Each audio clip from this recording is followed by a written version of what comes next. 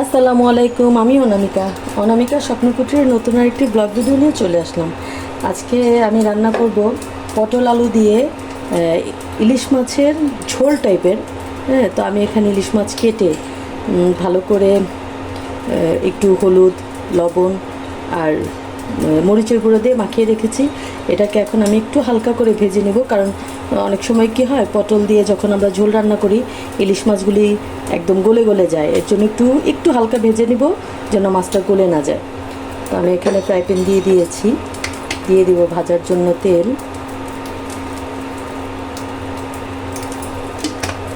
অল্প করে ভাজবো, আর এটা তো মাছের অভ্যাস তো তেল ছেটা, তাই আমি আস্তে আস্তে করে দিচ্ছি।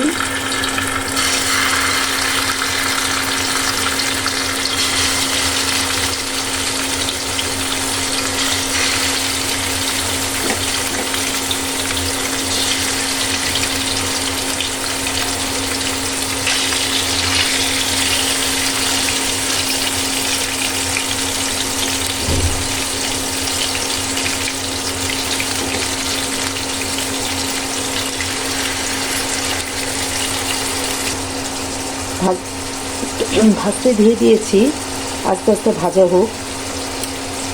এটা অনেক বেশি ভাজবো না, কড়া করে হালকা একটা ভাজা দিব। খুবই অল্প তেল দিয়েছি, কিন্তু মাছটাতে অনেক তেল উঠেছে, যেহেতু মাছটাতে ডিম হয়নি এর জন্য ভালোই তেল।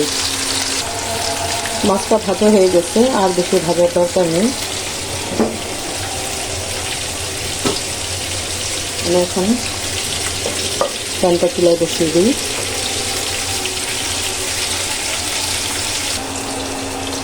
ফ্রাই প্যানে তেল দিয়ে দিচ্ছি। আমি ইলিশ মাছ ভাজার যে তেলটা সেটাও দিয়ে দিব, এর জন্য একটু তেলটা কম দিলাম। আমি এখানে দিয়ে দিচ্ছি বাটা পেঁয়াজ,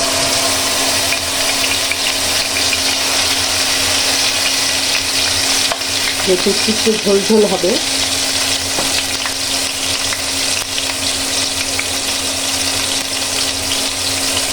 অল্প রসুন বাটা,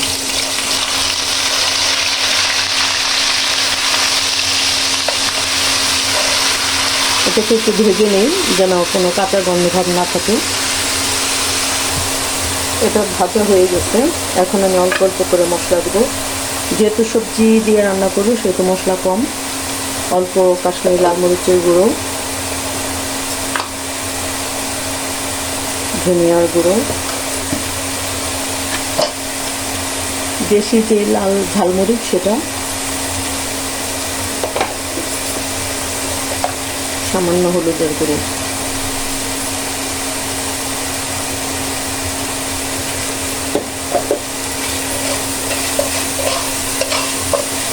আমি এটাতে তেল কম দিয়েছি, কারণ এই যে মাছে বেশ তেল আছে, সে তেলটা দিব। এর জন্য মশলাটাকে কষিয়ে নিই।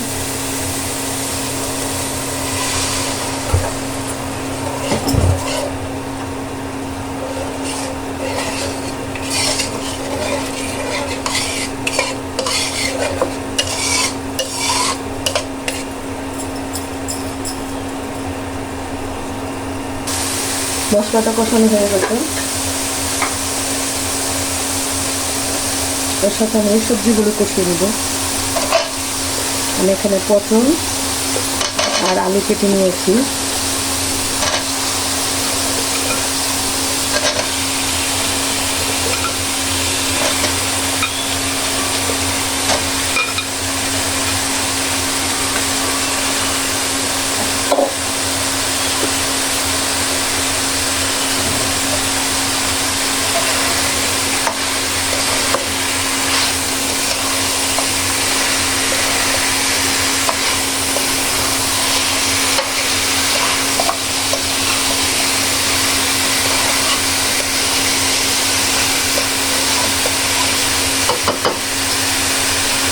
সবজিটাকে কষিয়ে নিই।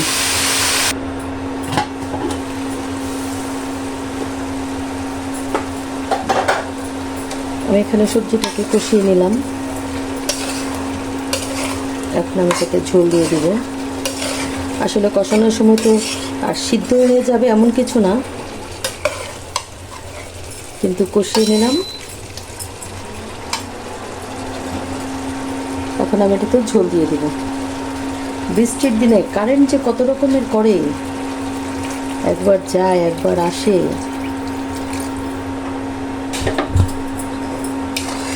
আর এটা কিন্তু একটু ঝোল ঝোল সবজি হবে।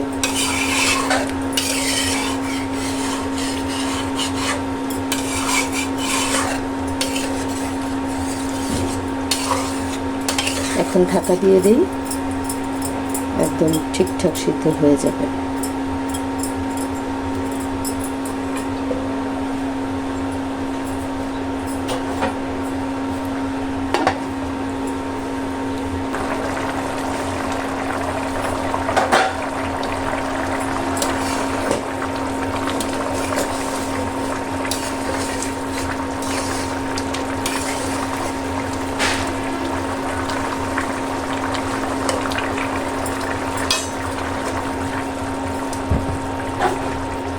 একটু কমিয়ে দিলাম, আস্তে আস্তে আরেকটু সিদ্ধ হোক।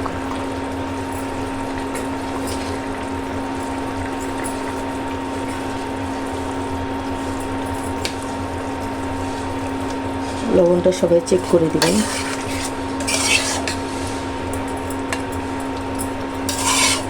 লবণ দিতে দেরি হয়ে গেল।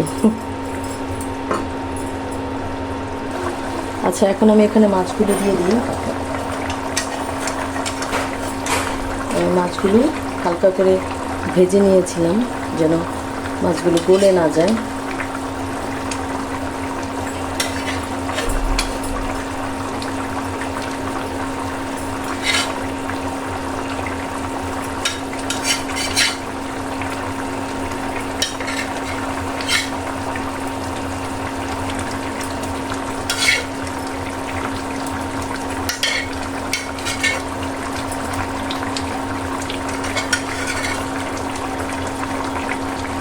আচ্ছা, এখন আমি এই যে ইলিশ মাছের তেল এটা দিয়ে দেব।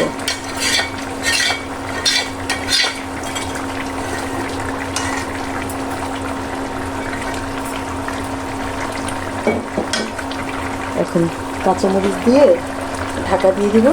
আস্তে আস্তে মাছটাও একদম ভিতরে ঝোলটা ঢুকে যাবে, আর কাঁচামরিচটা খুব সুন্দর একটা ঘ্রাণ আসবে। এই কাঁচামরিচে কিন্তু ঝাল হবে না, জাস্ট একটা স্মেল হবে খুব সুন্দর। এখন আমি এটা ঢাকা দিয়ে দিই।